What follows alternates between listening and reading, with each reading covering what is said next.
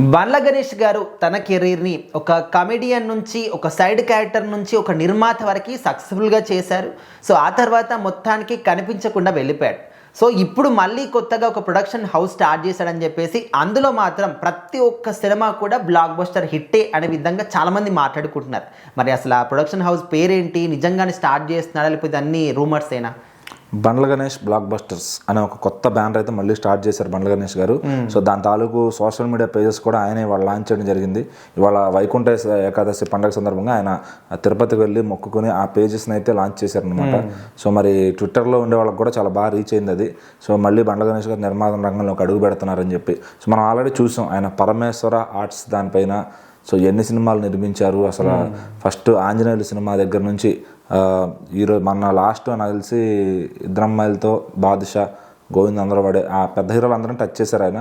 So తర్వాత ఎందుకు ఆపేశారు అంటే పెద్ద హీరోలతో చేయడం నాకు తెలిసి టెంపర్ లాస్ట్ అనుకుంటా, ఆ టెంపర్తో ఆపేశారు.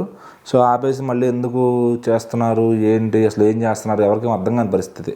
సినిమాలు చేస్తారా చేయరా చాలామంది అడుగుతున్నారు, అన్న నిర్మాతగా ఎప్పుడు సినిమాలు చేయండి అని చెప్పి. మధ్యలో ఏదో యాక్టింగ్లు చేశారు కానీ సో మధ్యలో పాలిటిక్స్ అన్నారు కాసేపు, ఇంకా అన్నీ పక్కన పెట్టేసి ప్రస్తుతానికి అయితే మళ్ళీ సెకండ్ ఇన్నింగ్స్ మొదలు పెడుతున్నారు. ఇది బండ్ల గణేష్ గారు 2.1 అనుకోవచ్చు అనమాట. So Bandla Ganesh blockbusters, BG blockbusters అని బ్యానర్ అయితే రెడీ చేశారు. ఆ లోగో కూడా చాలా నీట్గా చేయించుకున్నారు అనమాట. సో మరి ఇక నుంచి ఇందులో వచ్చే ప్రతి సినిమా కూడా బ్లాక్ బస్టరే ఉండబోతుంది. వాళ్ళ అబ్బాయిల్లో ఇద్దరిలో ఒకళ్ళని హీరోగా కూడా చేయబోతున్నారని ఒక టాక్ ఉందన్నమాట. సో మరి దానికి కథా చర్చలు ఏం జరుగుతున్నాయో తెలియదు కానీ మళ్ళీ పెద్ద హీరోలు మళ్ళీ ఇప్పుడు ఎవరైతే మంచిగా రన్ అవుతున్నారో వాళ్ళకి మంచి కథలు తీసుకొచ్చి మళ్ళీ బ్లాక్ బస్టర్స్ అయిపోతున్నారు. సో బండ్ల గణేష్ గారితో సినిమా అంటే ఆయన బడ్జెట్ కానీ ఆయన స్పాన్ కానీ చాలా పెద్దగా ఉంటుంది. అంటే ఏదో చిన్న చిత్తగా లో బడ్జెట్ పెట్టేదా కాకుండా కంప్లీట్ ఆయన తెలుసు కాబట్టి, అంటే సినిమా ఎంత కోరుకుంటుందో ఆయనకు తెలుసు. సినిమా నుంచి పనిచేసి వచ్చిన వ్యక్తి కాబట్టి నిర్మాతగా ఎంత పెట్టాలో ఆయనకు తెలుసు, ఎలా ఖర్చు పెట్టాలో తెలుసు అనమాట. సో ఆయన పనిచేసిన హీరోలు అందరి గురించి ఎక్కడ చెడు ఏం చెప్పలేదు, ఆయన అందరి గురించి చాలా మంచిగా చెప్పాడు. సో ఆయనకు అందరు హీరోల తరఫున కూడా అంటే అందరు హీరోలు అమ్మాయిలు ఆయన ఫ్యాన్స్గా ఉంటారు బండ్ల గణేష్ గారికి.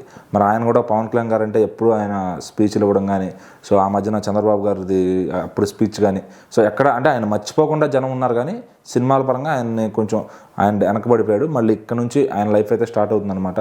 సో ఇంకా అది ఎలా ఉండబోతుంది, మొదటగా మళ్ళీ అందులో నటించబోయే హీరో ఎవరనే వివరాలు త్వరలోనే వెల్లడిస్తారు. సో మరి ఇంకా ఆయన ఇవాళ చెప్పినట్టు కానీ త్వరలో ఏదో ఒక రోజు అప్డేట్ కూడా వస్తుందన్నమాట. చాలామంది ఆల్రెడీ బండ్ల గణేష్ గారు పవన్ కళ్యాణ్ గారిని ఫిక్స్ అయిపోయారు. మరి అది కాకుండా ఇంకా వేరే స్టెప్ ఏమైనా వేస్తారా వేరే హీరోతో అనేది చూడాలి.